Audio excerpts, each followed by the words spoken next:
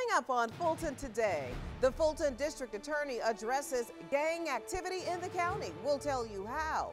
And Fulton complies with a federal mandate concerning disability access at the Fulton County Courthouse. Fulton Today starts right now.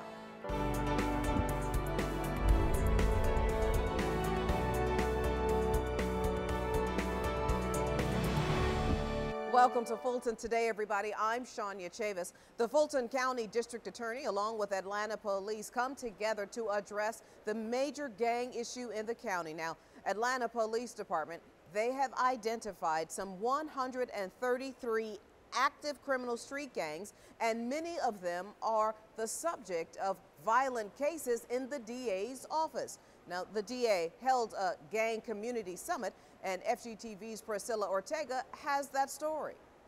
Shania, the increase in gangs is impacting the court system, schools, and tax dollars. This gang summit was a way to give information to the community and brainstorm about solutions.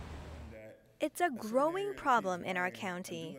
To be honest with you, gangs are formed every single day in our community. But it's something residents want and can do something about. Kids join gangs because they want a sense of belonging or want to be a part of something. And the main focus is how can we prevent that? How can we encourage kids to get the help that they need so that way we can really get them to be part of the community in a productive manner. The Fulton County District Attorney and others spoke at the Community Gang Prevention Summit at Atlanta Metropolitan State College. They said in the last 5 years, the U.S. has seen 8% more gangs. Gang activity is on the rise in our community, but not only is it on the rise, but it's at a much greater pace than what is being viewed in the other communities. They also explained how gangs cost the education system more money because of extra security and staff needed. Gangs cause unnecessary disruptions, so teachers aren't, the students who show up ready to learn have to often wait until the disruptions have been addressed by the teachers. Young people that deal with abuse, homelessness, or lack of involvement in positive activities are most at risk of joining a gang. The community was so concerned about the rise in gang activity that they pushed to have the second gang summit meeting in a couple of weeks as opposed to later this year. Now that meeting will focus on solutions. Reporting from the Fulton County Courthouse, I'm Priscilla Ortega for FGTV.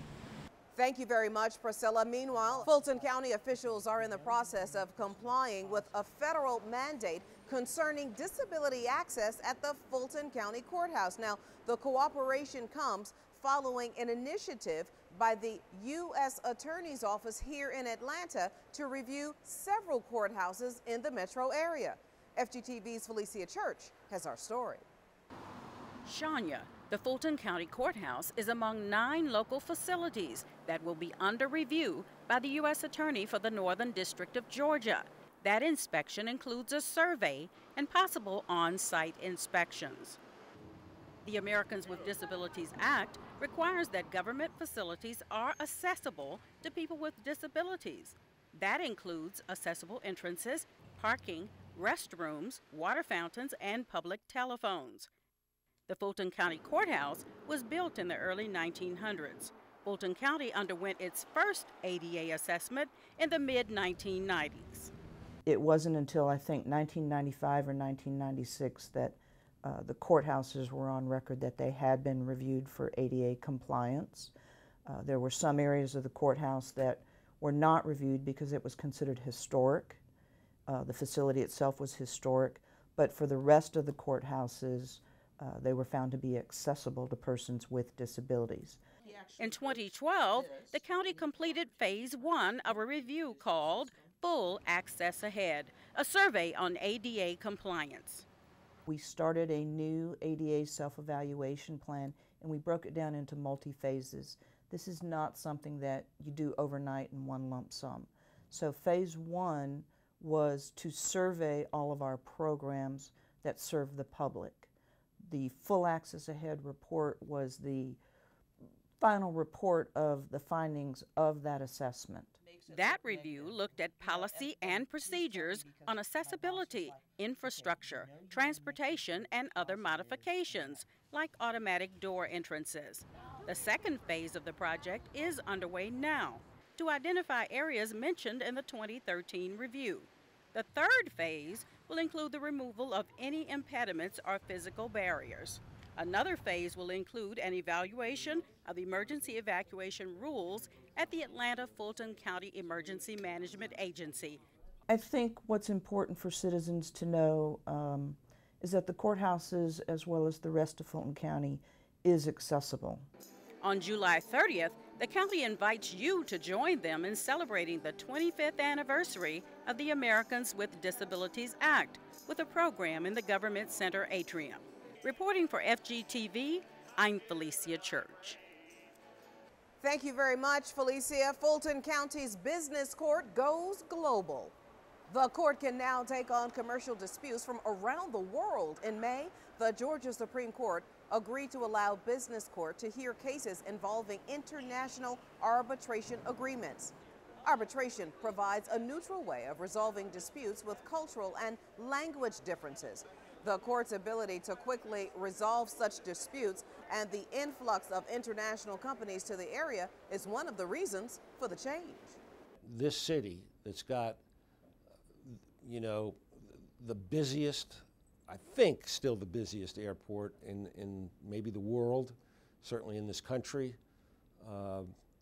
that we're going to be in the middle of commercial disputes whether we like it or not.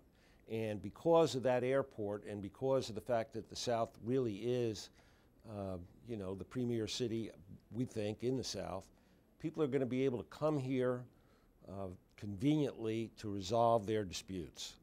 The Georgia General Assembly passed an international commercial arbitration code in 2012. Students taking part in the Clerk of Superior Court's Junior Deputy program learned the important lesson of team building.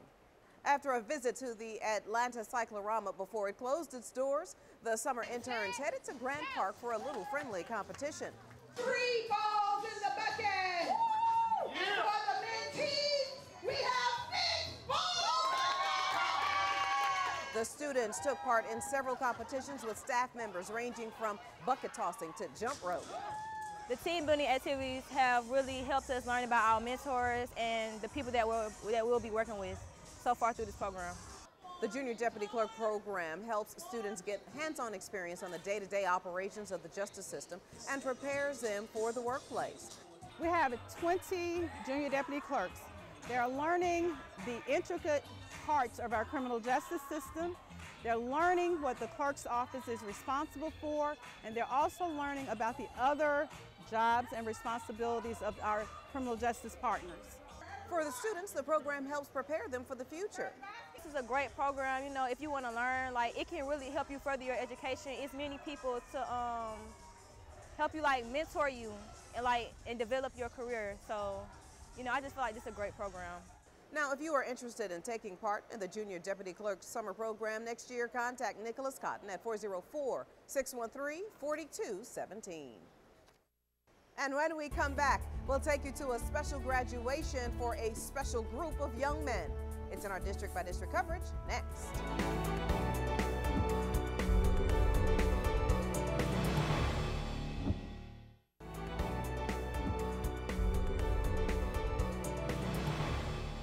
Fulton welcomes the 2015 National Baptist Congress to Atlanta, and teen fathers aim for success with the county's help. Here's this week's district by district coverage. We begin with Chairman John Eves as he warmly welcomes the 2015 National Baptist Congress for its annual meeting. The at-large commissioner presented a proclamation to the group and declared an official day in their honor. The National Baptist Congress is a traveling Christian educational institute designed for leaders and workers in churches and denominations across the nation. I wanted them to know that Atlanta and Fulton County have a wonderful tradition of the church, of religious institutions whether it's Jewish or Muslim, and we're a very welcoming community, and what they're doing now is very appropriate in terms of some of the contentiousness around the country in terms of violence. And so faith leaders need to be affirmed and thanked for what they're doing and encouraged to continue in the work. A number of prominent church leaders from Atlanta played host to this year's meeting. This was the 109th annual session.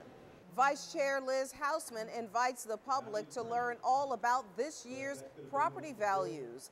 The commissioner held a town hall meeting to hear from residents firsthand. We took a lot of questions, heard a lot of different scenarios, possibly identified some large tracts that might need to be reviewed. So it was very productive. We recently got our assessment for our property values, and they went up over 30%. And our property is not worth that. And my husband and I wanted to file an appeal, and so I came out tonight so I could learn how to do that. Property tax notices began going out weeks ago. Residents are noticing an increase in their values. And finally, District 5 and District 6 young men take part in the county's Teen Dads graduation. The celebration at the Bowden Senior Multi-Purpose Facility included current and former members of the program. The 28 young fathers heard from alumni of the program who have learned how to be determined, active, dedicated, and supportive dads to their children. I learned how to be a man. I want to take that steps to be a man, you know what I'm saying? And provide for my family. That's my whole goal, is for me to provide for my family, for me to have my loved ones, you know what I'm saying? For me to be that support for them. This program is extremely important, and there's a term that I would also add, it's crucial to intervene into the lives of young people who have had a child but are still in need of guidance, direction, shaping, molding, and you don't place a period on the end of their lives because they've had a child. The Teen Dads program is a service of the county's Office of Children and Youth.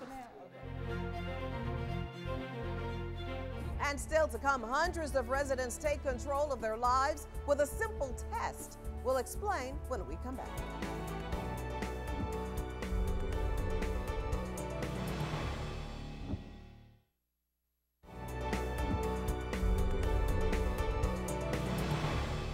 Fulton County's health services professionals team up with DeKalb officials to tackle HIV. It's a new initiative called Test Atlanta, and the goal is to make HIV screening a routine part of medical care. Now, Leisha McKinley Beach is the program administrator. Welcome to Fulton today. Hi, Shania. Thank you so much for having me. So first things first, let's talk about the need for HIV screenings. So HIV testing is very critical to us ending this epidemic.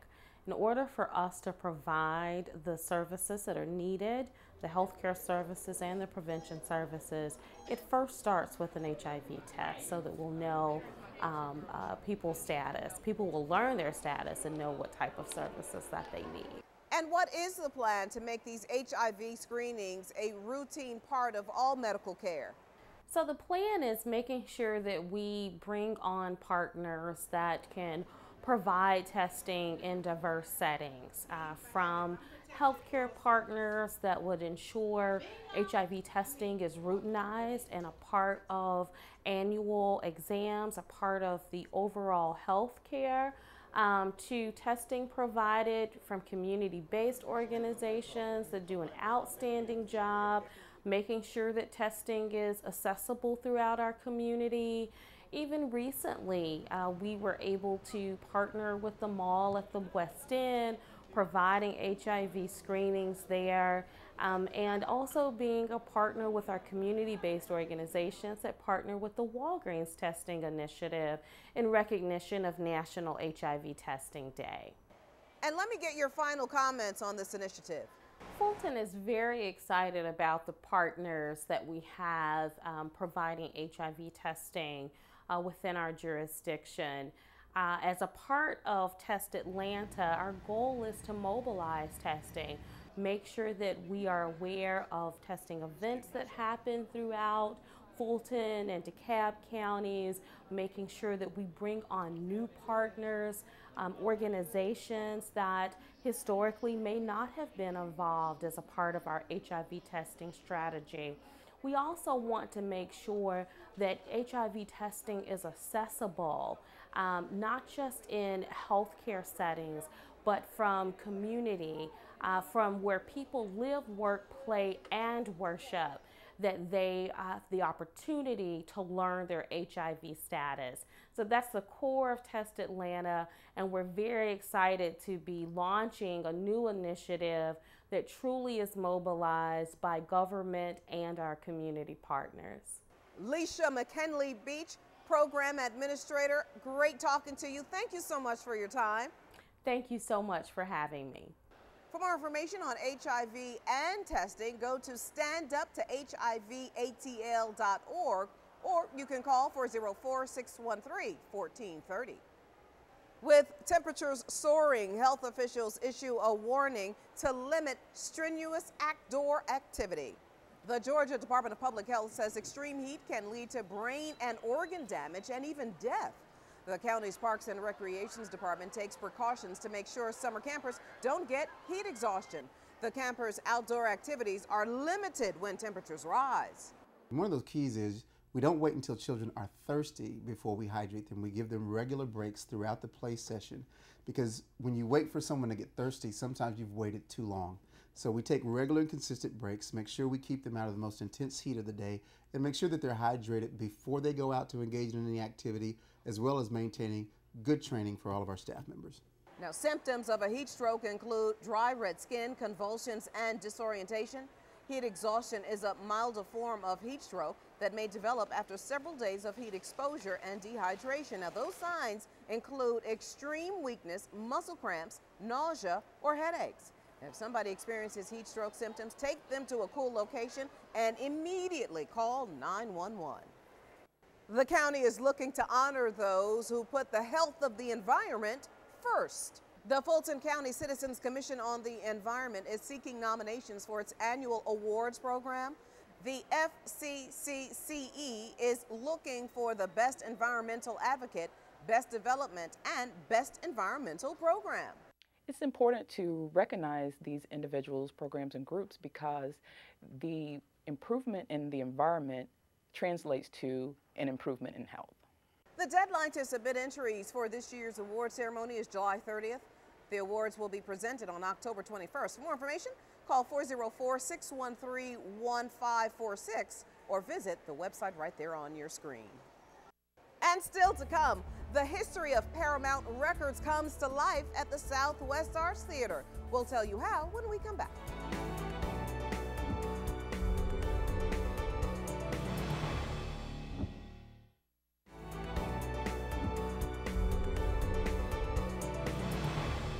The old Alpharetta Library is closed as the new branch prepares for its grand opening.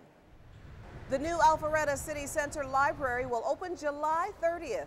In the meantime, residents can visit nearby branches like the Roswell Library and OC branch. The new Alpharetta Library replaces the 10,000 square foot branch. It will include an auditorium, bigger children and teen spaces, and improved technology. So when you look at all the square footage opportunities that we have there, it really allows us to do a lot more and to offer the community a lot more than they've been able to experience in the past. North Fulton will also celebrate the new Milton Library grand opening on July 16th. This is all a part of the voter-approved library bond referendum, which includes 8 new branches and 2 expansion projects. For more information, go to afpls.org.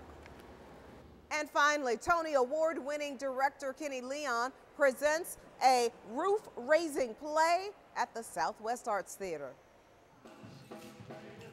Chastened in Blues is a foot-stomping multimedia music celebration.